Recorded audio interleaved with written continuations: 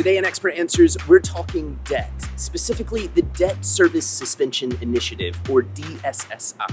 It's a bit of a mouthful, but in short, it's about helping poor countries suspend their debt repayments so that they can refocus their resources on fighting COVID-19. It's an effort that's been championed by the World Bank Group and the International Monetary Fund. And to learn more, I recently had the chance to talk to the World Bank Group's Global Director for Macroeconomics, Trade and Investment, Marcello Estevão.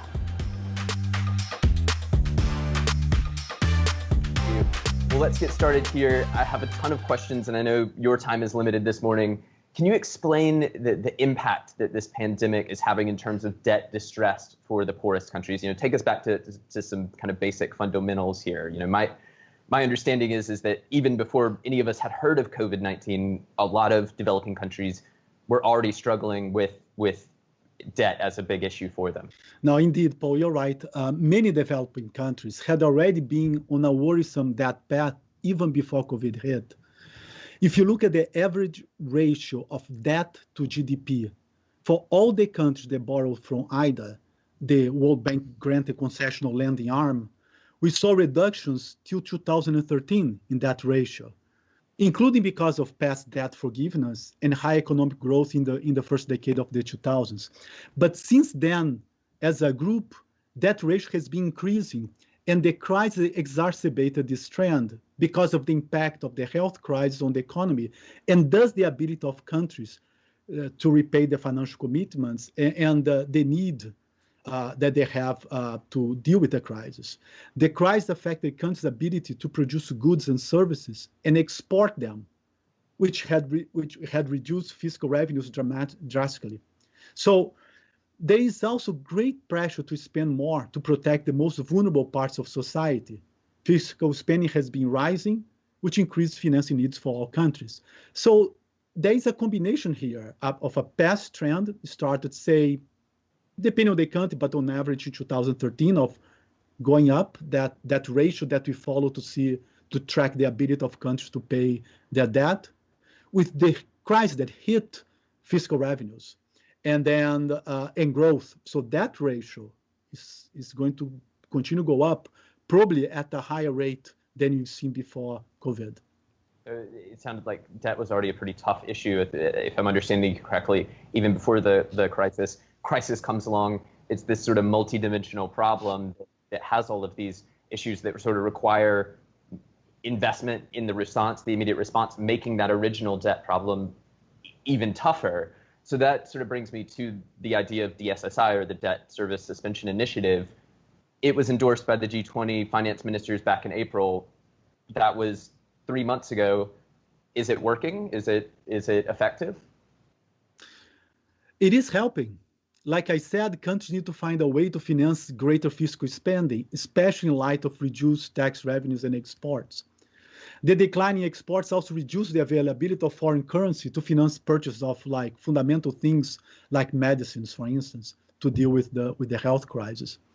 So the Debt Service Suspension Initiative is a way to give developing countries more resources in a time they need it the most. Folks at home they can search Google or their favorite search engine for that Debt Service Suspension Initiative. There's a table there, kind of a dashboard, this data dashboard there. I was looking at it the other day, and it allows anyone to see, how many countries are participating, how much they could save if they did participate and suspend their repayments. It also, like I said, shows whether those countries are participating in the program. One of the things that struck me was there's a non-zero amount of countries that aren't participating. Why is that? Why are some countries not participating in DSSI? Yes, it's true. I mean, there are several reasons. First, many of the countries that would really benefit from this initiative have already signed up. So that's important to remark. This group of 39 countries accounts for about 3/4 of the total official bilateral debt service due between May 1st and December 31st of this year, the period covered by the initiative. Among the countries that have not joined the initiative so far are countries that do not have much, if at all, official bilateral debt due during this period. Some other countries feel they have enough access to capital markets, and the benefits of joint initiative are not high enough to disrupt their well-established financing plans. And there is a group of countries that they are simply working the mechanics of joint initiative and may do so soon. So I would say it's quite successful so far. We are covering a large part of the official bilateral debt that is due during the period of the initiative. There's still more to go.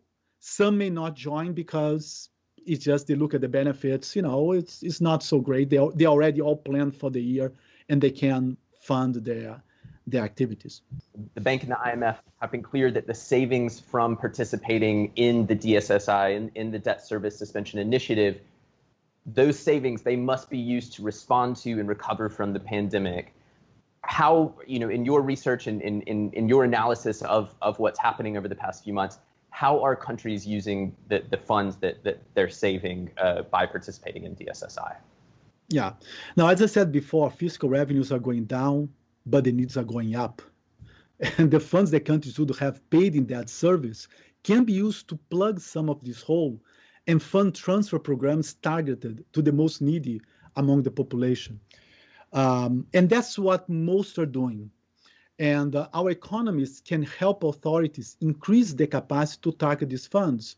For instance, we have been working with tax administrations on ways to increase administrative efficiency and getting to know the taxpayer universe better. That helps curb tax evasion, which is one program that you have here, but also could allow tax authorities to better target transfers, tax breaks to the needy. So the key here is to be able to target those to the people that are really suffering because of the crisis.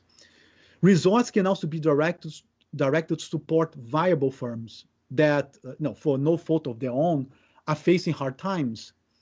And there is some of that happening as well when you have large group here at the World Bank that helps authorities think about how to do so. The name of the game is really to help people and firms to survive this period of weak economic activity, which is driven by the health crisis.